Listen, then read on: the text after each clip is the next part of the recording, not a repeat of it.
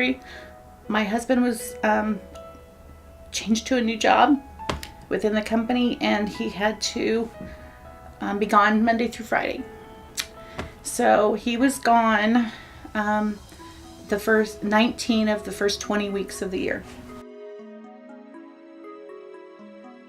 And we were meeting regularly, and they offered to go to my chemo treatments with me, and they set up meal ministry. They were kind of our second family because we have no family here. The focus on my mind was, oh my gosh, I have 2 boys that are going to graduate. How am I going to do a party? How am I going to celebrate? Because we're supposed to keep our lives as normal as possible. And I'm still going through chemo while this is all going on.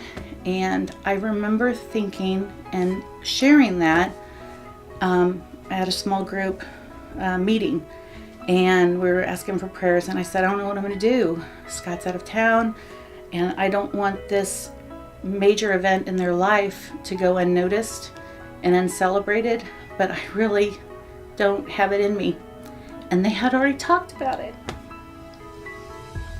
We're going to cater it, and we're going to decorate, and we're going to serve, and we're going to clean up, and we'll do everything. You're just going to show up. You're going to enjoy your family and friends and celebrate. And they pulled it off.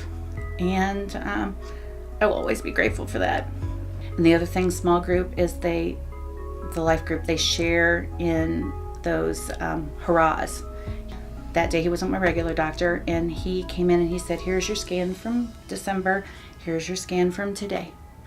And I said, okay, you're going to have to help me because I don't see anything. And he goes, that is my point. It is completely gone. Your tumor is completely gone.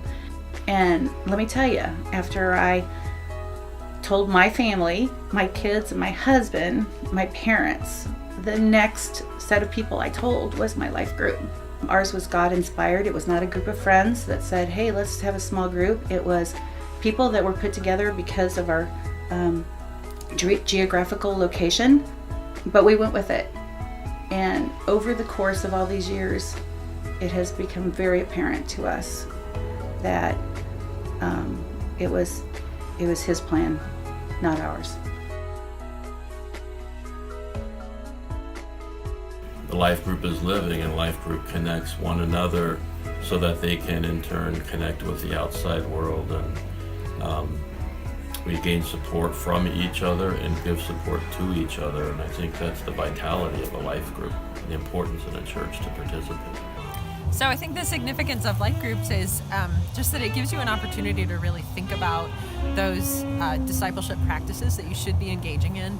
And it gives you an opportunity to have other people hold you accountable to that, to ask you, how are you doing with your prayer life, with your with reading scripture? Conversations can't happen in worship, but they can in my living room.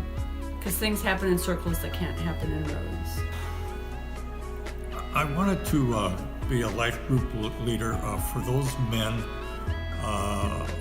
who are maybe single, divorced, or whatever, and didn't want to join a couple's life group because they felt maybe a little awkward. And I thought that maybe by joining a group of single men, that might encourage them to join a life group.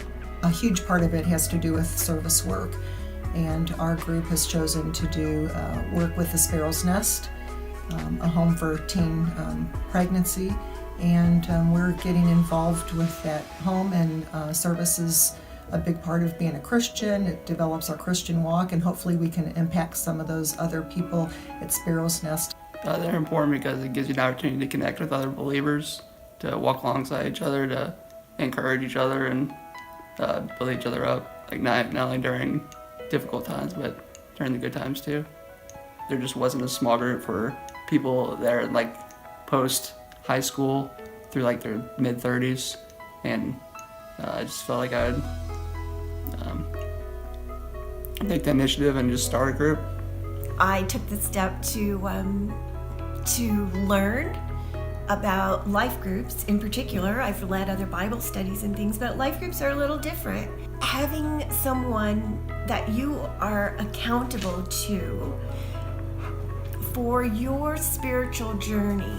I just think it's a good way to start. We were looking for a place not only to serve, but also where we could study scripture and develop meaningful relationships with other believers. John 13:34-35 says, "A new command I give to you, love one another. As I have loved you, you must love one another.